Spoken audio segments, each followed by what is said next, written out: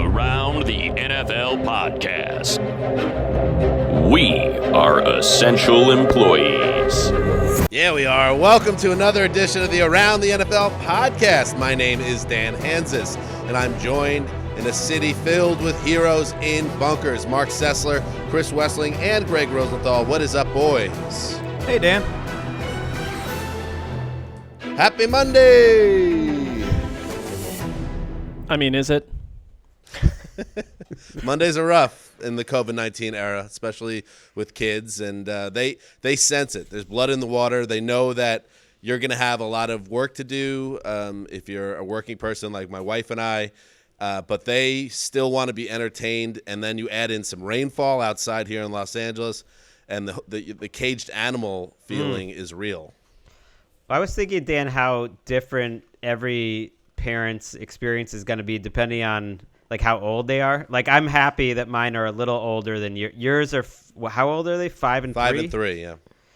See, that's a tricky one. Like, Mark's are a little bit older. Like, if you had kids in their teens or they're like 14, they're just going to be leaving you alone. You wouldn't even see whereas them. If they're younger, it would seem like it'd be the younger, the harder.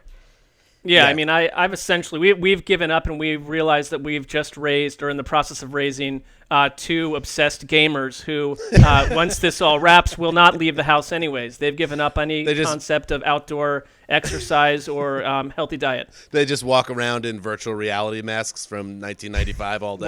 We're not far. I mean, honestly, that is the next step for this household.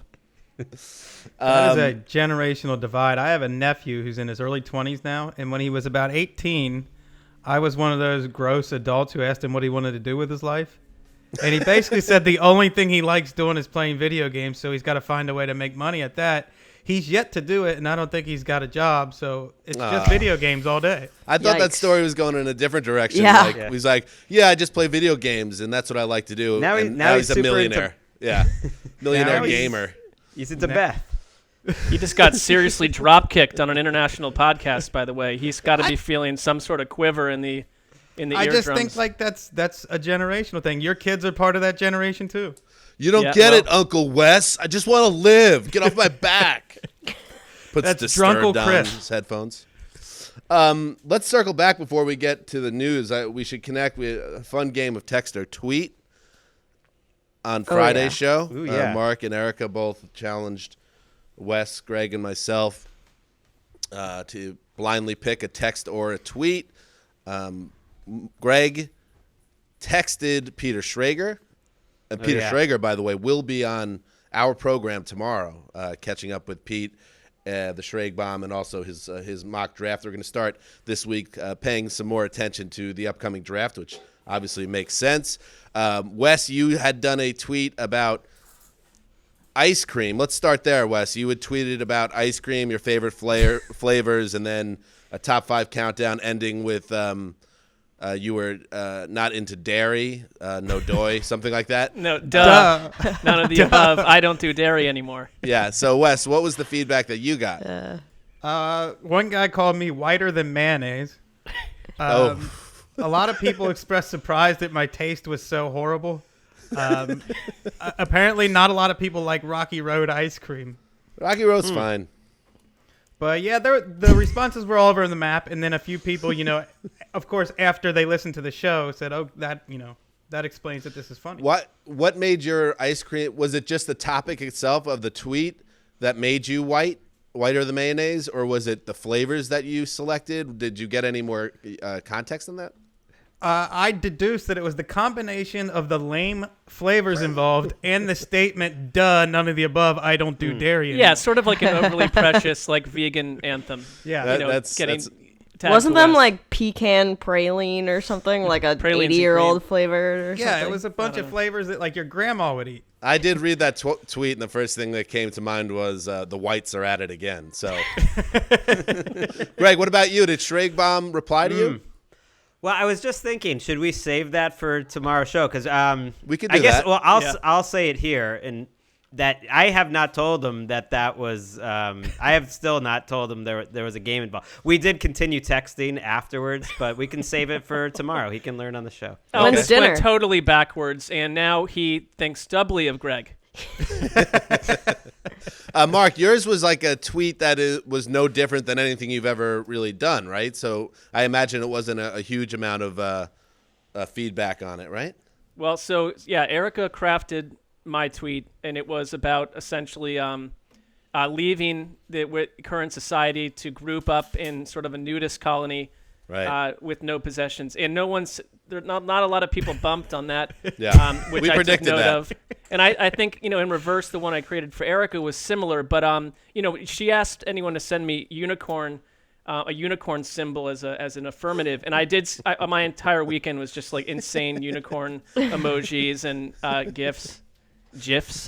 Ricky, what a brand you've built, Mark. That joining a nudist colony is right on brand. But well, to you be said fair, to again, make it, yeah. Well, it was and I think we've experienced this in all of it. It was like a 99% response from males wanting to go to the nudist colony. So I don't know what's happening at this point. Not ideal. Ricky, I can't remember what yours was. What was Mine was about like powerful women everywhere, but like men just like eat and play video games and eat fast food. Did or you get something. attacked by Barstool Nation for that? I got attacked by a lot of dudes, and like people were basically like, "Why would you want to like gender stereotype when we're in a pandemic? Like, what? Like, Oh my this God. isn't the time to like Throw the hate on pandemic in men." there. Someone like asked when- if you crashed your Mercedes. Yeah. And someone else was like, someone else was like, "Wow, like I just lost so much respect for you." And then they tweeted again. They're like, "Haha, just listen to the podcast. Like, my bad."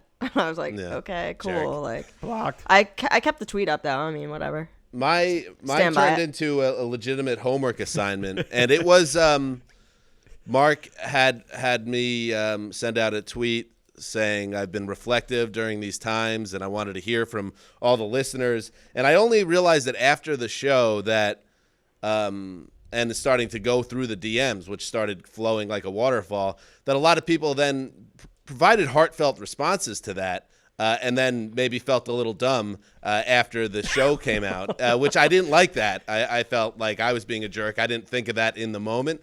So I did make the effort. I responded to every single person. It took me all weekend. It was literally in the hundreds. And I have to say it went from Idaho to Iceland, Belgium to Germany, Ireland to Scotland, Australia, Canada, Mexico, and of course, England, who are certified #mad for it.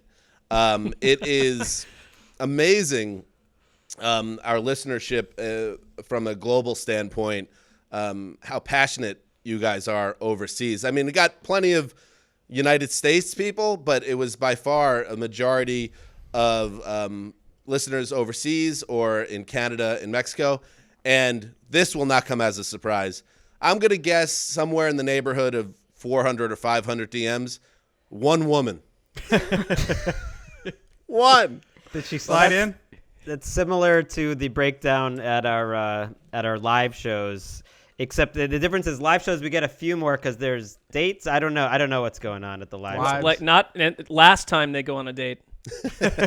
And yes, while it was not something I would have typically sent out, I'm glad, Mark, that you did it or chose that, because it was really cool hearing from the listeners. So many of them had stories about what's going on in their life and hardships and what the podcast has meant to them, people who are on the front lines of this COVID-19 pandemic that are working all day and just use our show as something to wind down from.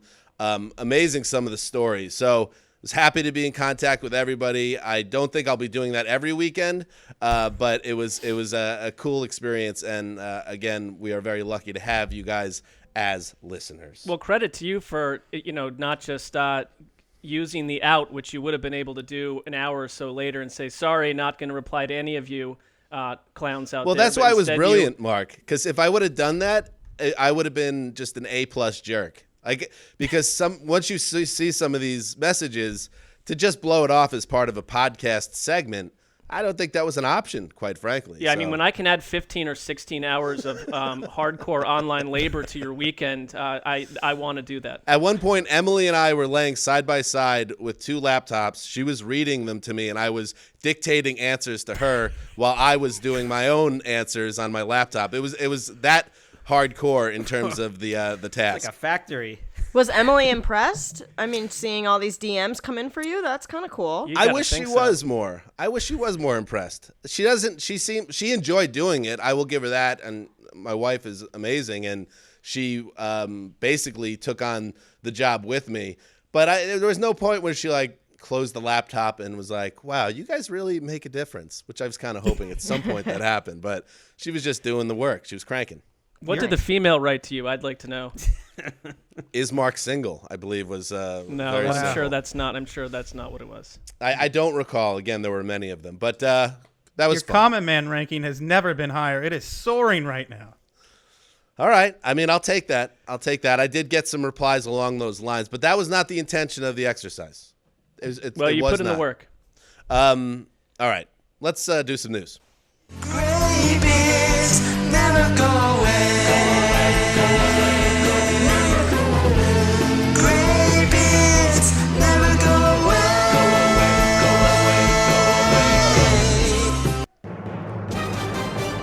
A beautiful cover of the Graybeards 2020 theme by Danny Everett. Shout out to Danny using backing choir there, which is, pretty hardcore. And I want to point out just a reminder of how crazy and different this off season is, obviously, with COVID-19 and how that's affected the free agent market. Usually by a week after the Graybeards article comes out on NFL.com, the roster's already been picked apart. I'm looking at this list. I'm sure there's been a couple guys, but for the most part, the free agent market is just kind of ground to a halt.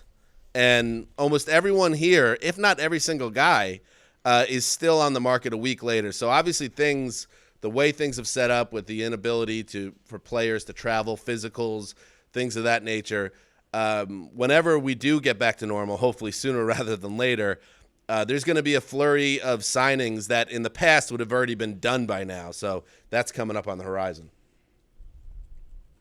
Yeah, I wonder if that's partly because of the compensatory pick formula, or it's partly, okay, let's sign our priority guys. And then once you got about a week into free agency, the world already seemed different than when it started at free agency. And I feel like every business, they're just pressing pause for now. And those players might lose out a little bit. I mean, it's not like you need them in the building to attend meetings, or they can't do anything anyways. So why not see them in flesh before you hand over the money? All right, let's get to the news. The first one, this was a report from our own Judy Batista, who reported this on Monday, that the pass interference replay, which was in effect in 2019 and was, really not received very well, didn't go very well at all, that will, according to Judy, almost certainly not be extended into 2020. So it was set up as a one-year trial run, and at least in the format it is now, Greg, it is not going to come back, according to Judy's reporting. She didn't say it with certainty, but almost certainly it's going to be one and done for the instant replay. Well, yeah, we know Judy's talking to people at the top to get that info. The news would have already happened because we would have finished the owners' meetings by now, and they would have talked about it. And Wes was one of the first people that I heard nationally, certainly on our podcast, saying he didn't think it was going to be back. And I'm surprised. Maybe they do find another way to do some sort of interference. They have the Sky Judge thing happening this year, but it is kind of amazing that this is going to turn out to be a one-year crash and burn. What is this? What is the Sky Judge? I missed this entirely.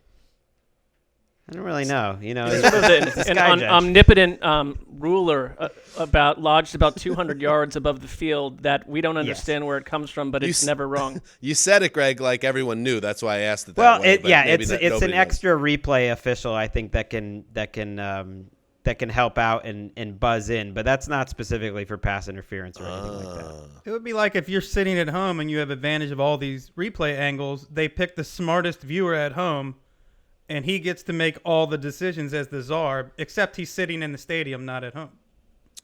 And I thought the idea in general was a noble one. And of course, it came after the Nickel Roby Coleman PI in the 2018 NFC Championship game.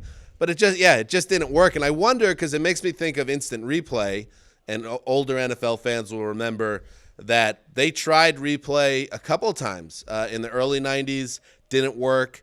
And, well, maybe it was one other time. In the early 90s, they tried it. It didn't work. They got rid of it, and then it came back a second time, instant replay. I still think that's probably something that happens with this as well, but it might have to go underground for a while. Mark, I'm curious what you think, for them to come up with a different way to do it, because there's no way they're just going to bring it back similar to what it was in 2019. I just think it makes sense that you don't leave yourself open to what we saw in the playoff games that basically triggered this, that these disastrous talking point missed calls. But my other side of it is that I think it just creates this shaky tension where no one really believes anything that a referee does at this point at all. I can't think of a profession on the planet, outside of a certain truly dangerous task, that I would not want to be a ref. There is no upside. You can make 100 correct calls in a row, and then you're at the center of some total technical meltdown where your word looks ridiculous. And it's like, again, it's just the same old, like, the refs are losing here too. And but also football needs more. I mean, it needs to be better officiated, because it's too embarrassing when these calls go south. I think eventually the sky judge is going to be the solution. And the biggest problem right now, and this was the same thing with the catch rule, I think viewers understand that in real-time action, officials are going to miss some calls. What they don't understand is taking 5 minutes to review a call and still getting it wrong, which is what both the catch rule and the pass interference rule did. It messed with the integrity of the game, and in addition to slowing it down. In other news, oh my goodness, you know who we have to get on this show? Andrew Marchand. Haven't we done enough conversations on this show entirely based off the reporting of the New York Post sports media guy, Andrew Marchand, that we should have him on the show? Multiple We should have a times. Monday Night Football talk with him this week. Let's do it. All right, Ricky, let's get Andrew Marchand on the horn for the podcast this week, maybe. Yeah, I'll get right on it. Great. That means I will be doing that in about an hour. Here's what Marchand has, the latest on the ESPN Monday Night Football situation. Under the headline, now this, you know what? NFL.com can learn from the New York Post when it comes to headlines. ESPN's awkward Drew Brees chase isn't stopping after $50 million Saints deal. Now I'm in. I'm reading this story. This is the report from Marchand that Brees, despite re-signing with the Saints, is still someone that ESPN covets and someone they would hope to lock into some type of deal even before his playing days are over, so that he can go straight from the field to the Monday Night Football booth and give them the name brand star that they've been craving for a long time now. But because Brees is not ready to retire yet, they, for the time being, have their sights set on a group comprised of Steve Levy, Louis Riddick, and Dan Orlovsky. According to Marchand, they've emerged as the top candidates for next season's Monday Night Football booth. But that could be a short-term answer if that's what they do go with, because Brees is the guy they truly covet. Mark Sessler, your thoughts?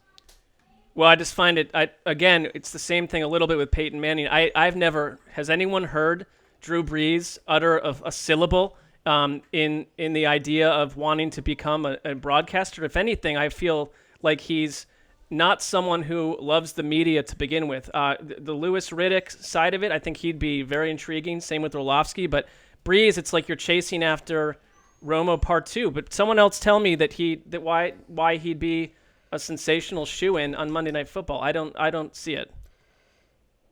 Yeah, there's a lot of directions to go with this, but the one thing that stood out to me just with Brees was hearing this report on top of Sean Payton yesterday when he spoke to the media. I think it was a local radio, calling 2020 Brees' last season, and it not being followed up on by the host.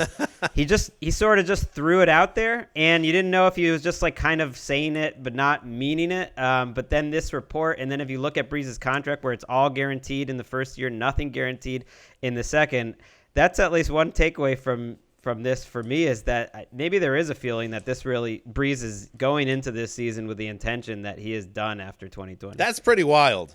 because, yes, we know how NFL contracts work, and they're inherently ridiculous. But he signed a 2-year deal like a month ago. But that helps. It helps the cap. So, and he's been doing stuff like that in general. Yeah. Right. I just mean more the idea that you could make that announcement, and then a few weeks later, the head coach is saying it's his last season. It just seems so silly the way the contract world works in the NFL. Tony Romo's the exception. I mean, we've seen guys. The expectations for Boomer Esiason and Tiki Barber were even higher than they were for Tony Romo, and they were out after a year or two. You can't just assume that guys are going to be great in the booth.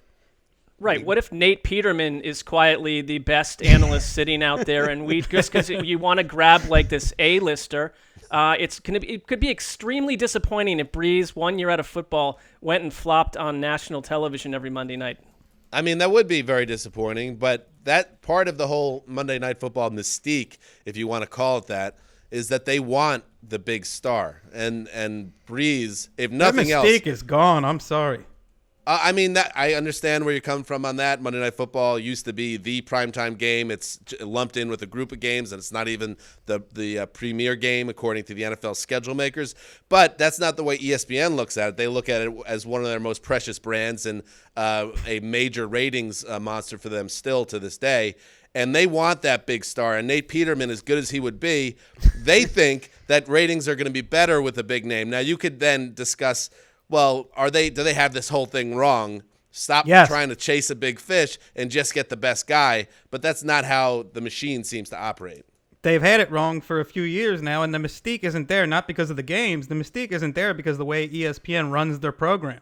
Well, they might be changing it, and the timing of all of this is really interesting because there's a belief that it's going to go back to ABC and ESPN. Like they'll put it on both networks, but it'll be on ABC maybe starting in 2022.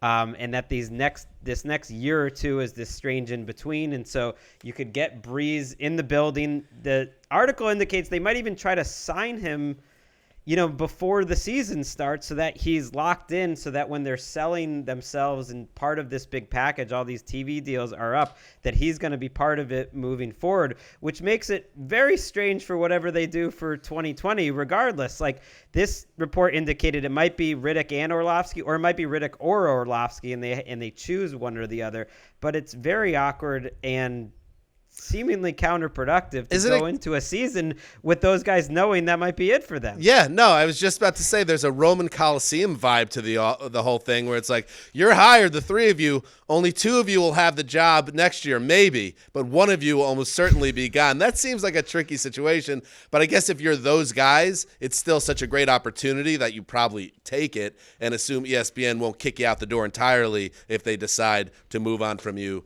What happens if Louis Riddick shines, as many expect him to do in that role, and whether it's him or Orlovsky are pulled from the lineup for a guy whose face we recognize because he was in a football helmet the year before, and the production totally is not equal to what it was before. To me, the whole thing feels like confusion and confused thinking from what we're hearing. You know what the word that comes to mind for me, Mark? Desperation.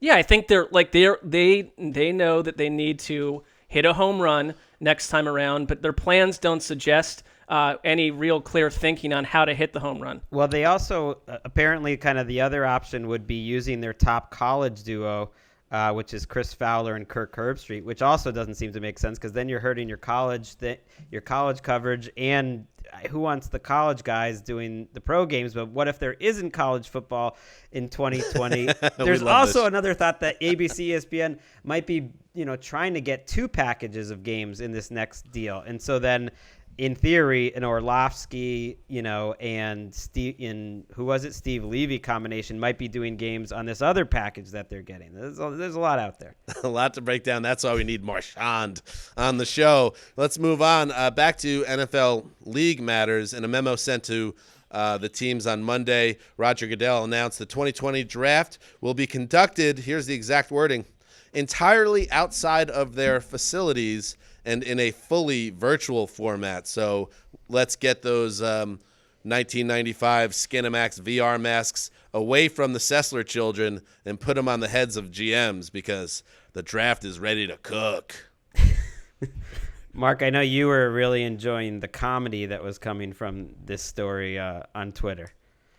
Well, I fully get it that you're going to have a lot of wiseacres out there pitching their humor about this GM has never used a computer, or he doesn't know how to plug in his dial-up. I mean, it's inevitable, and everyone's stuck at home, and so it's just magnified. All I'd say, and I think that it is interesting that last year I think I had a sandwich bet that a team would miss a draft pick, and now that is tangibly an option if something weird happened to some team out there. I think it's reading like Peter King's column from today that these GMs and guys that are couch at home right now are dealing with what a lot of us are dealing with. You're trying to run a high-octane business while kids are like throwing baseballs against the bedroom door, and and dogs are barking, and there's fights between animals and children while you're essentially trying to get the Colts draft up and running. So it's more interesting than ever before. But I mean, tons of companies run this way. I just don't expect it to be total Armageddon.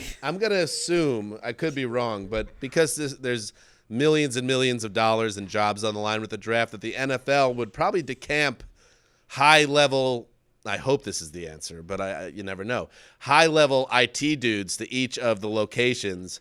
So the person, the GM, like a Gettleman type, is not messing with his 56K modem furiously with the Giants up next on the clock. I imagine they're going to have these things taken care of, but it is, like you said, Mark, a juicy subplot to track. Will there be more wiggle room when it comes to the clock and if there are technical difficulties, or will it be like no holds barred? If you miss your pick, you miss your pick. I guess it adds a little juice to the proceedings. I want some cameras in the house for the this animals versus children battles going on. It's go read Peter King's Monday morning thing, because it basically talked about how these guys are having to adjust to that environment. I'm taking the animals. Funny, I think the animals have more heart. Yeah. Animals, and if animals are stirred in the wrong direction, I'd take an animal over a small child very quickly. I believe it's Football Morning in the USA with Peter King is the name of the column. I don't know. Things are changing fast. That was the title. I'm assuming that's still the title. You guys remember, don't try to pretend like you don't. In the mid-'90s, if, you had the TV on a little later at night on certain cable channels, Cinemax or something like that, about 50% of the plots on those particular films revolved around virtual reality headgear. That was huge. That was one of the great tropes of that late night program. 50%, but it was one out of every two. Okay. I mean, you guys are revealing a lot right now. You turn on, you watch a Red Shoe Diaries from '96. Someone's wearing a mask. Well, now why Wes, your take, why do please. the GMs have to be wearing a mask? We're not wearing masks. Why can't I'm just saying, man. On most of those programs, somebody's wearing a headset, and it's plugged in, and it's really changing their experience. It cuts over to Bill Belichick. He's got like the goggles on. He's just like, ha ha ha ha. The goggles are all fogged up. Auga! Bill, we're up. We're on the clock.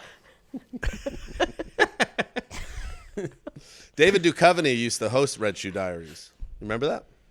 I like Greg and Mark and Wes are like, what is this guy even talking about? No, if anything, my memory is of that sort of part of media is a little bit different than what you're describing. Media. Premium cable did not exist in my life until the last few years. All right. Fair enough. Yikes. I mean, what are you going to do? All right. You can't afford cable. Dan, I am not claiming innocence on this front. I have maybe a different take on what I experienced. Wes, back in my day, we only had magazines. Victoria's Secret magazine. No, my dad had a cooler full of Playboys. In the styrofoam cooler. In the 90s, there was a craze that went down in my Rockland County, where I'm from. It was called the Scrambler Box. I don't know if this was happening up in Western Mass or in Connecticut, but I believe the statute of limitations is up on this, so I could talk about it. But everyone got the Scrambler Box, which basically gave you access to 100 channels. It was off the books. It was not street legal. It even gave you access to the pay-per-view channels, Channel 95 and Channel 98, Request, It was called, where we were from. And so you didn't need to pay the premium price for cable if you had the Scrambler. So I don't know if that made it to Cincinnati. I knew but, one kid with the scrambler. Scrambler was like a 1970s automobile where I came from. Yeah, I mean, everyone had like the friend with it, but like it also required the friend's parents to be overtly breaking rules. It was like you had to stick a couple of dimes in the back of it to like make it work or something weird. I don't know where like my parents, who aren't like rule breakers by any stretch, got their scrambler from, but like everyone I knew had it. They had a guy. You They had a gotta guy. have a They scrambler guy. are rule It breakers. was like by the New way, York, if New they- Jersey. Maybe it fell off the back of a truck. Maybe it was one of those situations. All right, let's get back on track here and talk a little bit about the 2010 All-Decade team, which was announced. Here are the headliners: Tom Brady, Aaron Donald, Rob Gronkowski. Names that you expect. Greg, you love this stuff. Who are some names that surprised you on the All-Decade list, and maybe some notable snubs? Ooh. The biggest surprises were guys like Tyrann Mathieu, newer player, Eric Weddle. But then I have to like have my list, and Wes is more prepared for that, of who I would have replaced those guys with. My biggest takeaway was kind of the guys who get a Hall of Fame boost. Because if you get an all-decade team, and they're not doing first and second teams anymore, which is a little confusing because they used to do that, and I don't like that lack of consistency. But guys like Marshawn Lynch, LaShawn McCoy, Calais Campbell, Cameron Jordan, Geno Atkins, Tyrann Mathieu maybe someday, like all of those guys. Devin Hester. When they come up for Hall of Fame, consideration someday, and I know for some of those names that seems surprising, but they still have time to keep playing, like that'll be a big deal, and it'll help some of those guys get over the finish line. Yeah, Devin Hester was the first guy I thought of because as a return specialist, there's been some debate over whether he would get in or not, and to me, you can make a strong argument he's the best return specialist of all time, and having all decade in 2 different decades, I think that's enough to put him in. That's a good point. I see Darrelle Revis on this list. We talked about Revis, I think, I don't know what it was, maybe when he officially retired. I can't remember exactly the circumstances, but his truly great years were 08 and 09. Greg, you would know maybe. Was he on the all-decade team in the previous decade? I don't know. Because those were 2 of the greatest years ever of the position. He was still a huge impact guy in 10, 11, and then he had one final year with the Patriots where he got a ring. A little surprised he gets all-decade because his peak wasn't that high, and the first 2 years, which were his best, weren't in the decade, but maybe a little bit of name brand nod there. I mean, like if they're starting it in 2010, then he had 3 first-team All-Pros, 2010, 2011, 2014, and it might have just been kind of a position that was tough to fill because Chris Harris got in as a defensive back. The cornerbacks were pretty easy, I think, to start with, Peterson and Richard Sherman. But, again, I keep thinking of, like, these really will come up as Hall of Fame kind of boosting reasons why guys should get in. The other thing I would change, maybe it's a little crazy, but wouldn't you put Breeze over Aaron Rodgers, or is that crazy? No. Nick Shook has a piece on NFL.com, top 10 snubs of the all-decade list. He has Breeze at number 1 over Rodgers. It's kind of a fascinating conversation because Rodgers at his peak, which would, let's say, 10 to 15, no brainer, but hasn't Breeze, Mark, been more consistent over the 10-year stretch? I mean, I could go either way with that one. It seems weird to me that Breeze often feels like the guy kind of left out of some of these conversations. Always. Never made an All-Pro this decade. I mean, he's been ultra, consistent. And for me, it's just you're going to pick 2 quarterbacks. There's going to be a bunch of people freaking out. I was surprised at how many people made this list. I mean, everybody made it, except for the biggest snub I found, which was Levante David. We talked about my list a couple of months ago when I did this. Levante David, number 1 among off-the-ball linebackers in forced fumbles, tackles for loss, and solo tackles in the decade, and did not make the team. Wes, there was a lot. it basically was they did a first and second team, but they didn't delineate between the two. Which So I made can everybody tell made this team. annoys you. right, but it's the same amount of players that have always made it in terms of like they announced the second team along with the first team, and there's 4 defensive ends, for instance. But it does get you thinking. I think PFF had a huge impact, and it's going to be having an impact now on Hall of Fame cases, stuff like that. Like Calais Campbell, Cam Jordan, they weren't making this list without PFF. Geno Atkins. Geno Atkins, I don't think, is making this list without PFF. There's Chris Harris is not, Eric Weddle is not, and it does show what a difference that site has made. I think for some of these players and their reputations and their money. Greg, one question for you, because if the argument helps the player get over the hump into the Hall of Fame, I mean, obviously for the coaches, they picked Bill Belichick and Pete Carroll. I am much more interested in seeing some coaches from days of old get Hall of Fame nods. I mean, did you consider Pete Carroll already a Hall of Fame coach, or does this do anything for you if you didn't think that he now is? I do. I did think he was. I do too. I did. I don't did think he should even was. be on this list. I think Andy Reid should have been there. Personally. Nick Shook agrees. He has him number 4 on the snub list. Yeah, I mean, that makes it's the next layer of people that have a really imagine close. doing your job as well as and in any industry as well as Drew Brees did over the last 10 Right. years and not making the list. It just seems utterly absurd. It's close. Andy Reid did not have some of his, best Eagles years there early, and Carroll the timing worked out for him. He took over that program, I think, in 09 or 10, and then they went flying. That's about as good a rebuild job as anyone's ever done. In other news, sad news out of the NFL, Tom Dempsey, who famously kicked a 63-yard field goal on November 8th, 1970.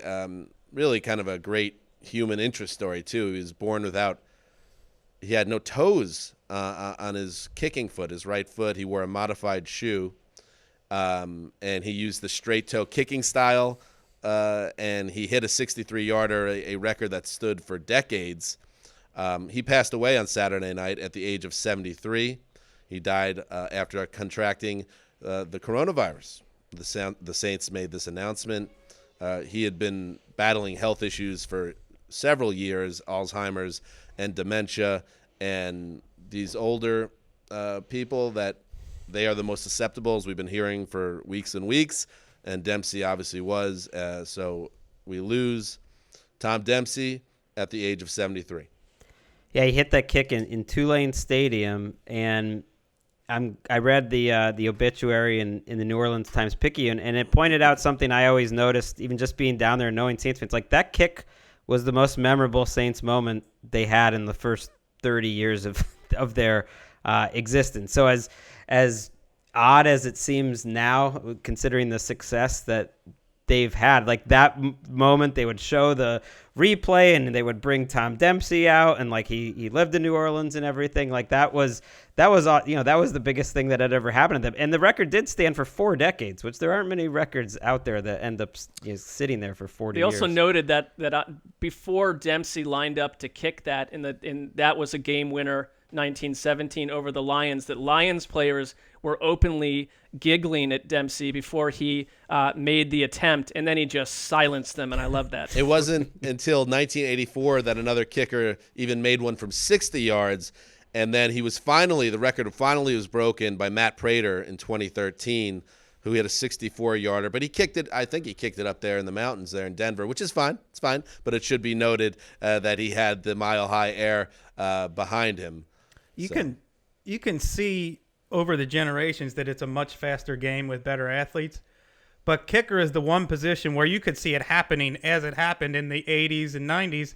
These guys were just so much better than they were in the 60s and 70s because they were toe bangers, and then they became soccer-style kickers.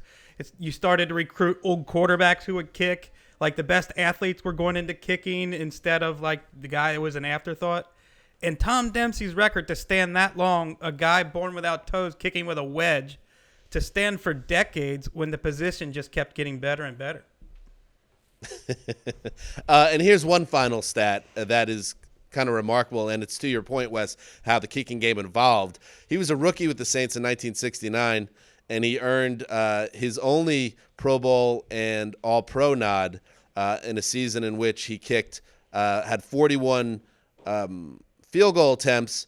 He only converted 53.7%. That's gold. A long of 53 yards, and he was an all-pro. So, yes, it's a different world now in the kicking game. But Tom Dempsey, at least for one day, was king. Finally, in the news. Oh, we head to Tybee, where there's some major news going down. The governor of Georgia, I believe this is the same governor, Wes, who was unaware that people could transmit COVID-19 without showing symptoms. He was a little behind the curve on that. He made the decision to open up the beaches in Georgia, and the people of Tybee Island, Wes, your former home, and specifically the mayor of Tybee Island, Shirley Sessions, furious that the governor would put the people of Tybee in danger. Here is the statement from Shirley Sessions. As the Pentagon ordered 100,000 body bags to store the corpses of Americans killed by the coronavirus, Governor Brian Kemp dictated that Georgia beaches must reopen and declared any decision makers who refused to follow these orders would face prison and/or fines. Tybee City Council and I are devastated by the sudden directives and do not support his decisions. The health of our residents, staff, and visitors are being put at risk, and we will pursue legal avenues to overturn his reckless mandate. Wes, your thoughts? Well, you guys have met my friend Jason Buelterman, who had been the mayor for the last 15 years on Tybee. He grew up in Cincinnati with me. We went to the same high school. He kind of abdicated the throne last year. He was sort of a centrist Republican. I don't know if he would have come out this strongly. Shirley Sessions, who is now the mayor, is a little bit older and more left-leaning. And Tybee, you know, people hear that you lived in Georgia, the Deep South, and often the assumption is that things might be a little backwards. Tybee is a pocket of independent thinking. Like most islands, it's an end-of-the-road place where people wash up, people looking for something else, people trying to be apart from society. They are not going to think the way the rest of Georgia does, and they're going to think independently. The governor it could be costing lives here, and Tybee is saying, no, we don't want it. We want to do the smart thing. I mean, Feels very much of the spirit of the island, Wes. Absolutely. I mean, it's making national news. I wonder, your friend Jason, who married you, he's the reason you went to Tybee in the first place. Well, conducted the service. Yeah, that yeah. sounds. Let's make that clear. Officiated. Okay, you guys knew what I meant. Officiated is better. I wonder if he wishes, Shirley's getting a lot of pop here. This is national news, so I wonder if Oh, interesting. a little jealous. I think Jason got a lot of pop for the way he handled hurricanes, the beach renourishment. You know, he was on CNN and other news outlets himself. I think it got to the point where he was tired at like 3:30 in the morning, drunk people showing up at his house complaining about, whatever's on their minds. That probably got a little old after 15 to 20 years. Well, Like 15 minutes. Good for Shirley. I mean, Long Island's getting ravaged right now because of a lot of people that left New York City and went to hang out in Long Island at their second homes and kind of brought the disease there. And so it's good for her to try to keep her people safe. That's what's happening in the news. Before we say goodbye, Mark, I want to present a sliding doors scenario to you. Okay? All right. But you have to promise to give a honest answer I always promise that. to everyone, both on this chat right now, on the show, and the listeners. All right. Is this some form of revenge for the Nope. game from Friday? Okay. Nope, not at all. I'm going to give you 2 life path choices. You have to pick one. Path 1, you could be part of the scientific team who develops the vaccine for COVID-19. Or Okay. you take over, and again, this is in a different reality. In about 1999, 2000, you take over as Browns head coach or quarterback. It's your choice. And go on a Patriots-like run for the next 2 decades. You are Cleveland royalty that makes LeBron James look like Danny Ferry. No one will ever know which life path you choose. You don't want me to tell you? What is your choice? I'm choosing B. I don't have any scientific skills at all, so I just think No, that in you're a this great reality, quarterback. In this reality, just like you're not a real great quarterback, so I believe you were an offensive line or a cornerback. Multi-position. Third And- string quarterback. Or a head coach. In this reality, the sliding door reality, you are a fairly gifted scientist, one that's renowned enough to be on this team that develops the cure. But you're not the only person. You're not Jonas Salk. You know what I mean? Yeah, I'm going B. I just think B, like I would have, you're talking about, number one, I do trust that without me being there, that someone else is going to create the vaccine. I already know what other people created in Cleveland. If I could have put together 2 decades worth of incredibly happy Sundays and changed the history of the league, yeah, I'm going B. You're going to change the skyline in Cleveland. Yeah, I mean, it's the other thing will happen. If it's like, oh, if you said the virus will never be solved because of my... We don't know that, though. We don't know that. You don't know. In this scenario, I'm if you chose still A, going B. You're taking that You know. chance. I mean, I admire your honesty on this. it's this the first one. Just I hope and pray that happens. The second one, that's attractive to me. Would you be He is Would attractive. you be the head coach or the quarterback if given the choice? I'd much rather be the head coach. That's what I thought. I thought you would choose that. Most people would And choose I'd quarterback. also be sort of the GM like Bill Belichick, Yep. where they're like, hey, they didn't pick a GM for the all-decade team, but it's just obviously Sessler. I mean, come on. Footballs are. Yeah.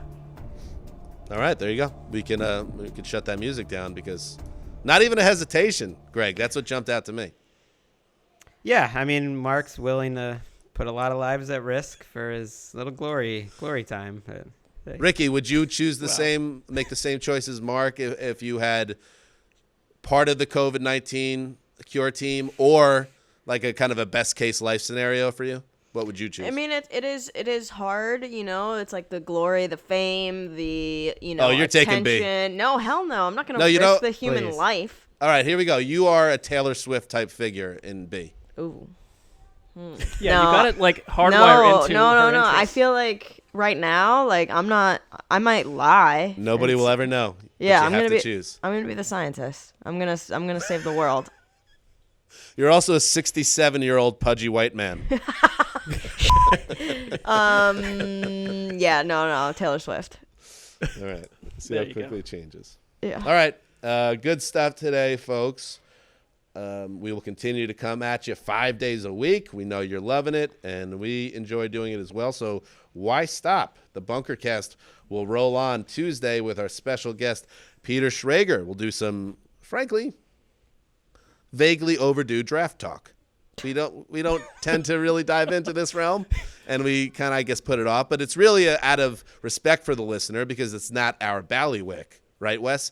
But at some point, we need to do some homework and get the listeners up to speed a little bit from the ATN podcast standpoint. Commendable use of Ballywick there. Right, because if there was a podcast that the NFL provided that covered the draft, yeah, maybe we wouldn't need to do this. Right. But since Sure. there isn't, we need to step and fill that hole. It seems like an underserved market that they should look into. That's the way. It's a huge part of the NFL, and it's kind of, to me, as stunning a development as anything inside our media house that they've not come up with a draft-centric program. Right. What are you waiting for? I mean, we have the resources we have as the NFL to go out and find a guy that has experience inside a front office that's been on the road, that can talk a little bit, that might look okay on camera. It seems like an easy thing for our company and our league, but we just haven't done it yet. So whenever that happens, maybe this is something. Ricky, let's get some of the big Shadow League figures on the horn after the show, and we'll maybe pitch somebody. I got Lance Zerline, who does good be great. stuff. Or like Bucky Brooks. Rhett Lewis. Rhett's is a very good, professional. total pro. Yeah. I don't know. These are we're just spitballing in real time right now. Yeah. All right. Dan Hansa signing off for The Quiet Storm, the mailman, the old boss, Ricky Hollywood, who definitely would be Taylor Swift no matter the circumstance. Peter Schrager tomorrow. Till Tuesday.